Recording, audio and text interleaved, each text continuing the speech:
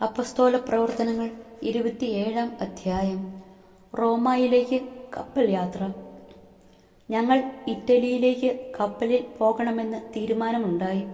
അവർ പൗലോസിനെയും മറ്റ് ചില തടവുകാരെയും സെബസ്താ സൈന്യ വിഭാഗത്തിൻ്റെ ശതാധിപനായ ജൂലിയൂസിനെ ഏൽപ്പിച്ചു. ഞങ്ങൾ അദ്രാമിത്തീയത്തിൽ നിന്നുള്ള ഒരു കപ്പലിൽ കയറി. അത് ഏഷ്യയുടെ തീരത്തുള്ള തുറമുഖങ്ങളിലേക്ക് പോകുന്നതായിരുന്നു. ഞങ്ങൾ യാത്ര പുറപ്പെട്ടപ്പോൾ തെസലോനിക്ക നഗരവാസിയും മക്കദോനിയക്കാരനുമായ അരിസ്താർക്കൂസും ഞങ്ങളോടുകൂടെ ഉണ്ടായിരുന്നു. പിറ്റേ ദിവസം ഞങ്ങൾ സീദോനിലിറങ്ങി. ജൂലിയൂസ് പൗലോസിനോട് ദയാപൂർവം പെരുമാറുകയും സ്നേഹിതന്റെ അടുക്കൽ പോകുന്നതിനും അവരുടെ ആതിഥ്യം സ്വീകരിക്കുന്നതിനും അവനെ അനുവദിക്കുകയും ചെയ്തു. അവിടെ നിന്ന് ഞങ്ങൾ യാത്ര തിരിച്ചു. കാറ്റ് പ്രതികൂലമായിരുന്നതിനാൽ സൈപ്രസിനോടടുത്തുകൂടിയാണ് പോയത്. കിലിക്കിയായുടെയും പാംഫിലിയായുടെയും അടുത്തുള്ള സമുദ്രഭാഗങ്ങൾ കടന്ന് ഞങ്ങൾ ലിക്കിയായിലെ മീറായിലെത്തി. ഇറ്റലിയിലേക്ക് പോകുന്ന ഒരു അലക്സാണ്ട്രിയൻ കപ്പൽ അവിടെ കിടക്കുന്നത് കണ്ടു. ശതാധിപൻ ഞങ്ങളെ അതിൽ കയറ്റി. ഞങ്ങൾ കുറച്ചധികം ദിവസം മന്ദഗതിയിൽ യാത്ര ചെയ്ത് വളരെ പ്രയാസപ്പെട്ട് ക്നീദോസിന് എതിരെ എത്തി. മുന്നോട്ടു പോകാൻ കാറ്റ് അനുവദിക്കായികയിൽ സൽമോനയുടെ എതിർവശത്തുകൂടെ ക്രെത്തേയുടെ തീരെ ചേർന്ന് നീങ്ങി. അതിന് സമീപത്തിലൂടെ ദുർഘട യാത്രയെ തുടർന്ന് ശുഭ തുറമുഖങ്ങൾ എന്നു പേരുള്ള സ്ഥലത്തെത്തി. ലസായിയ പട്ടണം അതിന് സമീപമാണ്. സമയം വളരെയേറെ നഷ്ടപ്പെട്ടു കഴിഞ്ഞിരുന്നു. ഉപവാസകാലം അവസാനിക്കുകയും ചെയ്തു. അപ്പോൾ യാത്ര ചെയ്യുക അപകടപൂർണവുമായിരുന്നു. അതിനാൽ പൗലോസ് അവരോട് ഇങ്ങനെ ഉപദേശിച്ചു: മാന്യരെ, നമ്മുടെ ഈ കപ്പൽ യാത്ര കപ്പലിനും ചരക്കിനും മാത്രമല്ല, നമ്മുടെ ജീവന് തന്നെയും നഷ്ടവും അപകടവും വരുത്തുമെന്ന് ഞാൻ കാണുന്നു. എന്നാൽ ശതാധിപൻ പൗലോസിന്റെ വാക്കുകളെയല്ല, കപ്പിത്താനെയും കപ്പലുടമയെയുമാണ് അനുസരിച്ചത്. ആ തുറമുഖം ശൈത്യകാലം ചെലവഴിക്കാൻ പറ്റിയതല്ലാത്തതിനാൽ അവിടെ നിന്ന് പുറപ്പെട്ട് കഴിയുമെങ്കിൽ ഫേനിക്സിൽ എത്തി ശൈത്യകാലം അവിടെ കഴിക്കണമെന്ന് മിക്കവരും അഭിപ്രായപ്പെട്ടു. ക്രെത്തേയിലെ ഈ തുറമുഖത്തിന്റെ വടക്കു പടിഞ്ഞാറും തെക്കു പടിഞ്ഞാറും ഭാഗങ്ങൾ കടലിലേക്ക് തുറന്നു കിടന്നിരുന്നു. കൊടുങ്കാറ്റും കപ്പൽ നാശവും. തെക്കൻ കാറ്റ് മന്ദമായി വീശി തുടങ്ങിയപ്പോൾ തങ്ങളുടെ ഉദ്ദേശം സാധ്യത പ്രായമായി എന്ന ചിന്തയോടെ അവർ നങ്കൂരം ഉയർത്തി ക്രെത്തേയുടെ തീരം ചേർന്ന് യാത്ര തുടർന്നു. എന്നാൽ പൊടുന്നനെ വടക്ക് കിഴക്കൻ എന്ന് വിളിക്കപ്പെടുന്ന കൊടുങ്കാറ്റ് കരയിൽ നിന്ന് ആഞ്ഞടിച്ചു. കപ്പൽ കൊടുങ്കാറ്റിൽ അകപ്പെട്ടു. കാറ്റിനെ എതിർത്ത് നിൽക്കാൻ അതിന് കഴിഞ്ഞില്ല. അതിനാൽ ഞങ്ങൾ കാറ്റിനു വഴങ്ങി അതിൻ്റെ വഴിക്ക് തന്നെ പോയി.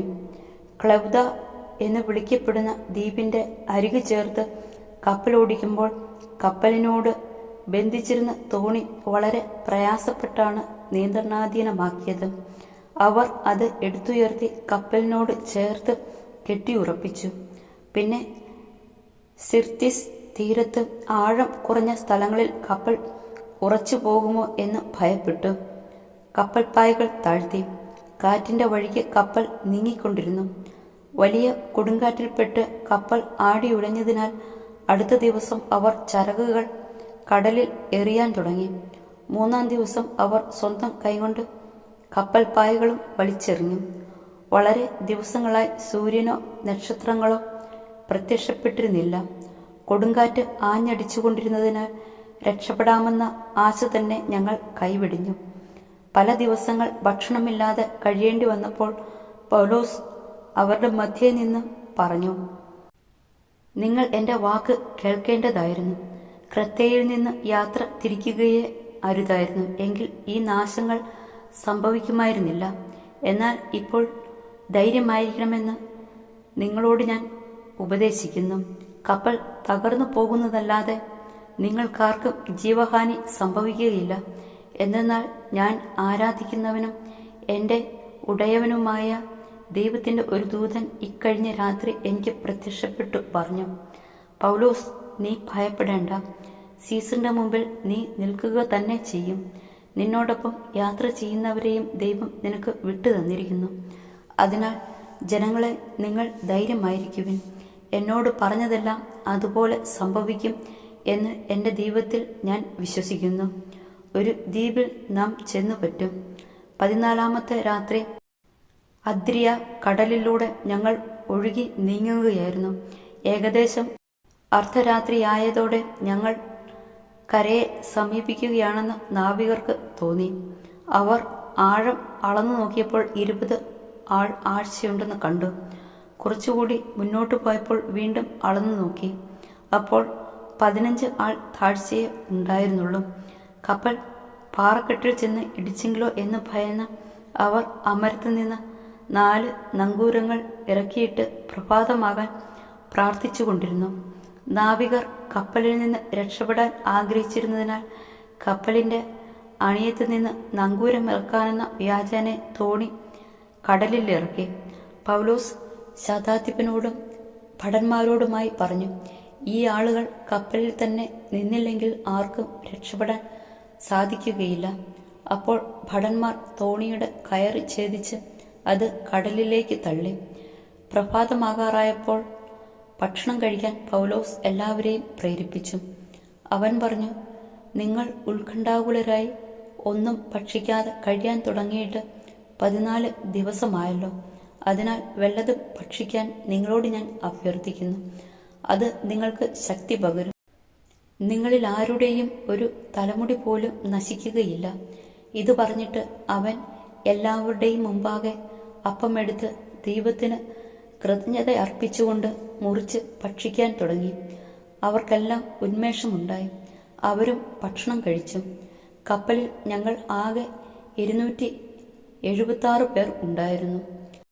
അവർ മതിയാവോളം ഭക്ഷിച്ചു കഴിഞ്ഞപ്പോൾ ഗോതമ്പ് കടലിലേക്കെറിഞ്ഞ് കപ്പലിന് ഭാരം കുറച്ചു. പ്രഭാതമായപ്പോൾ അവർ സ്ഥലം തിരിച്ചറിഞ്ഞില്ലെങ്കിലും മണൽത്തിട്ടുകളോടുകൂടിയ ഒരു ഉൾക്കടൽ കണ്ടു. കഴിയുമെങ്കിൽ അവിടെ കപ്പൽ അടുപ്പിക്കാൻ അവർ ആഗ്രഹിച്ചു. അവർ നങ്കൂരങ്ങൾ അറുത്ത് കടലിൽ തള്ളി. ചുക്കാൻ ബന്ധിച്ചിരുന്ന കയറുകളും അയച്ചു. കാറ്റിനനുസരിച്ച് പായ് ഉയർത്തിക്കെട്ടി തീരത്തേക്ക് നീങ്ങി. മുമ്പോട്ട് നീങ്ങിയ കപ്പൽ തള്ളി നിന്ന തിട്ടയിൽ ചെന്നുറച്ചു. കപ്പലിന്റെ അണിയം മണ്ണിൽ പുതഞ്ഞ് ചലനരഹിതമായി. അമരം തിരമാലയിൽപ്പെട്ട് തകർന്നുപോയി. തടവുകാർ നീന്തി രക്ഷപ്പെടാതിരിക്കാൻ അവരെ കൊന്നു കളയണമെന്നായിരുന്നു ഭടന്മാരുടെ തീരുമാനം. പൗലോസിനെ രക്ഷിക്കണമെന്നാഗ്രഹിച്ച ശതാധിപൻ ആ ഉദ്യമത്തിൽ നിന്നും അവരെ തടഞ്ഞു. നീന്തൽ വശമുള്ളവരെല്ലാം ആദ്യം കപ്പലിൽ നിന്ന് ചാടിയും മറ്റുള്ളവർ പലകകളിലോ കപ്പലിന്റെ കഷ്ണങ്ങളിലോ പിടിച്ചും നീന്തി കര പറ്റാൻ അവൻ ആജ്ഞാപിച്ചു. അങ്ങനെ എല്ലാവരും സുരക്ഷിതരായി കരയിലെത്തി.